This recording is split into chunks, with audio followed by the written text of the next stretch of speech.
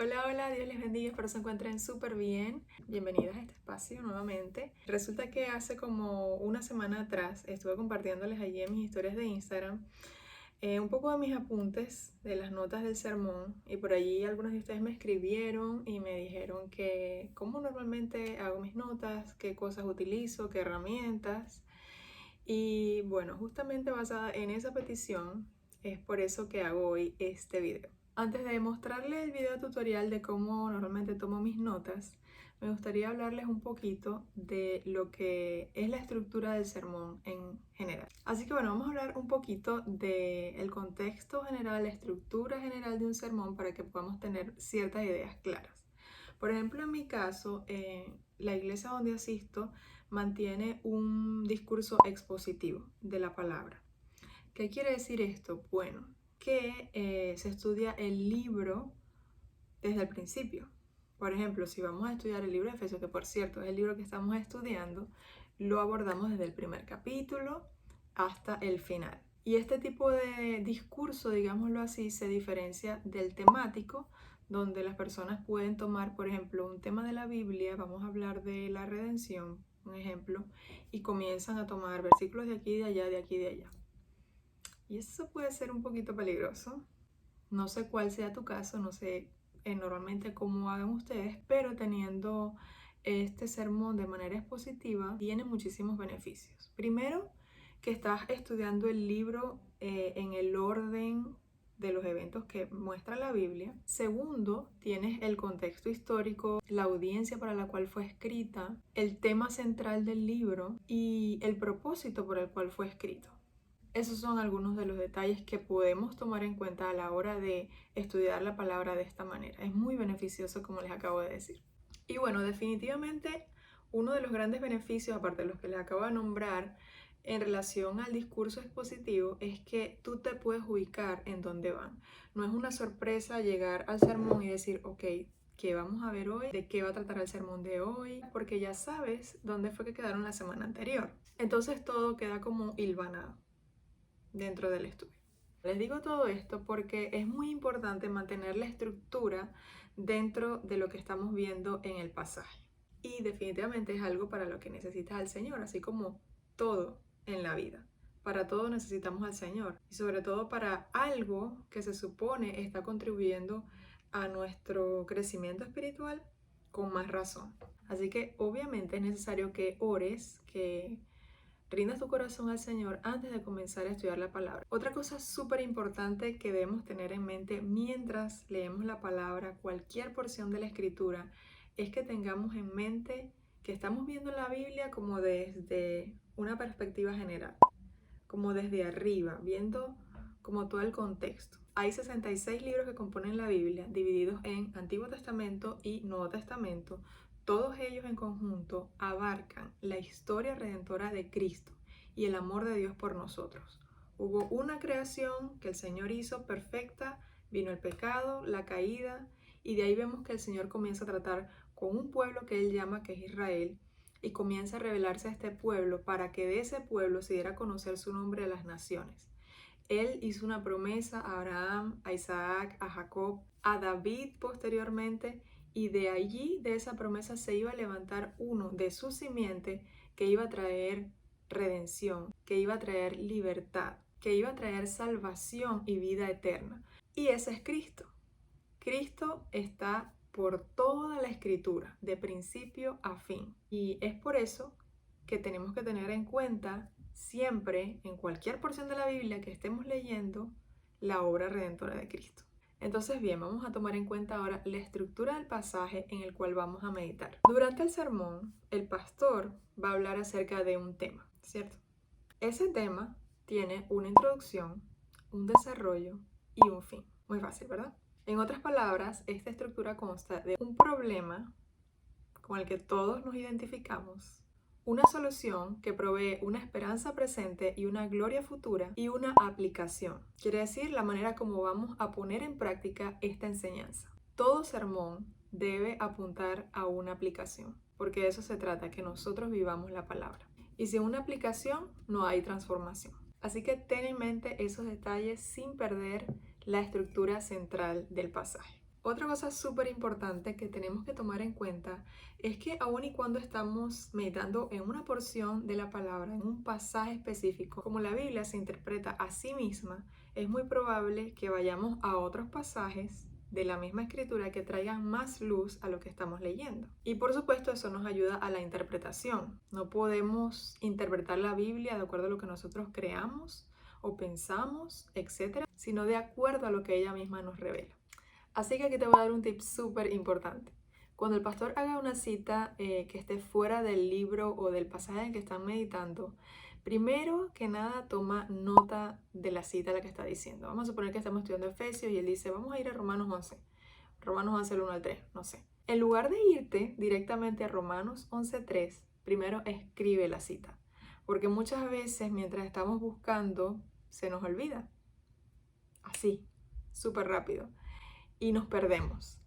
Entonces, para que no te pierdas, primero escríbela y una vez que la tengas, entonces puedes irte al libro. Otra cosa súper importante que también tienes que tomar en cuenta son las palabras claves. Recuerda que el pasaje que estás estudiando es el marco de la enseñanza.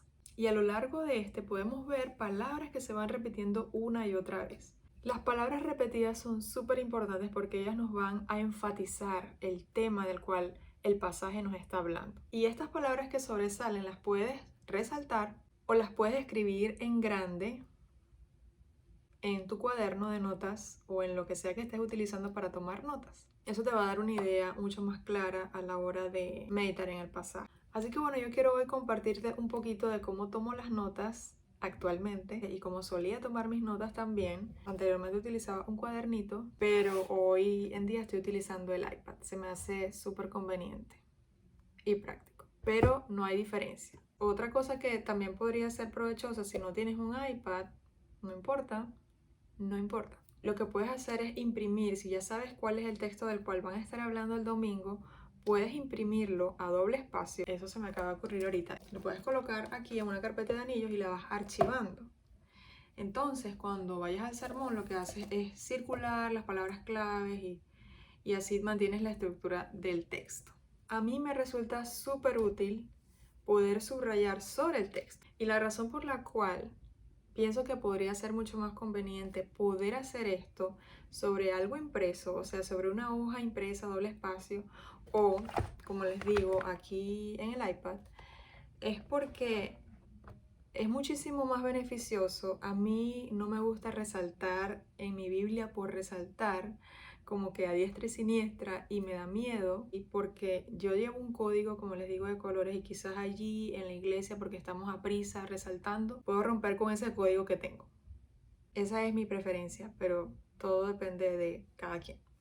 Así que bueno, aquí te voy a compartir algunas de las ideas que tengo en relación a esto. También te voy a hablar un poquito acerca de la herramienta que utilizo aquí en el iPad. De verdad que es súper útil, no nada más lo utilizo para hacer, lo utilizo para todo. De hecho, espero poder compartirles un poco más de cómo utilizo esta herramienta en mis estudios bíblicos normalmente. Así que bueno, vamos al tutorial.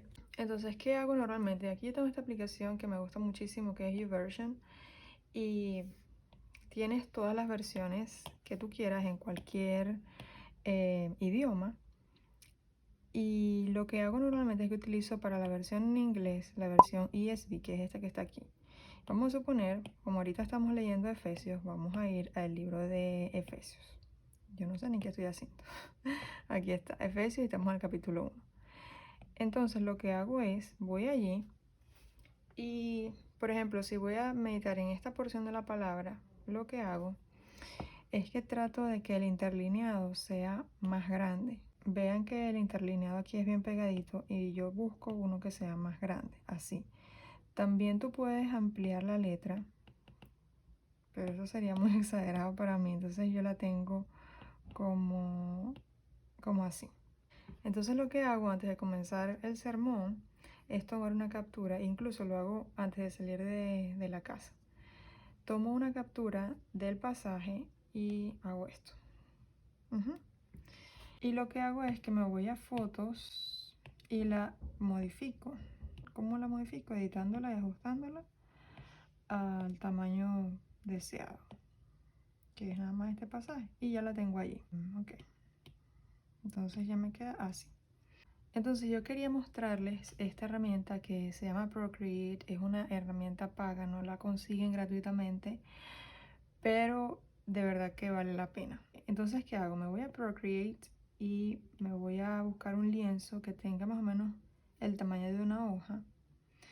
Siempre me gusta colocar una capa y me voy a fotos, inserto la foto justamente que acabo de colocar y esta foto pues la adapto al tamaño que quiero utilizar. Entonces, una vez que la tenga cuadrada donde yo quiero que esté, la puedo poner arriba o la puedo poner, todo depende de los gustos de ustedes. Yo la pongo normalmente en el medio. Y ya que la tengo, entonces busco una capa para que cuando yo escriba, por ejemplo, sobre esto, ¿verdad? Si yo escribo sobre esto y borro, no se borre la letra. Entonces, bueno, aquí comienzo. Puedo ponerle un fondo. Vamos a suponer que le pongo un fondo así, o azul, o amarillo, el que quiera. Y ya lo tengo listo. Por lo general lo tengo listo para el momento del servicio. Así no me distraigo y no pierdo tiempo. Entonces lo que hago es, como este va a ser el marco de la enseñanza, lo que hago es resaltar siempre. Trato de que la enseñanza tenga una coherencia. Utilizo un color, por ejemplo, para hablar de los atributos de Dios. Yo creo que lo he dicho muchas veces, que para mí es el naranja. Entonces, bueno, utilizo ese o dependiendo del tema. Entonces, bueno, eso es lo que hago. Subrayo conservando como un esquema, una coherencia. Normalmente lo que hago es subrayar dentro del pasaje que estamos meditando y que estamos estudiando y subrayo pues lo que por donde va el pastor. Entonces subrayo y pongo que sí, uno, por ejemplo. Yo sé que en este caso muchas de las que me siguen, la mayoría de las que me siguen, no hablan inglés, pero no importa si no hablas inglés porque te voy a explicar más o menos lo que hago y tú también lo puedes adaptar. No necesariamente tienes que hablar inglés para poderlo poner en práctica. Eh, Son tips bastante sencillos que tú también puedes implementar en tus notas del sermón.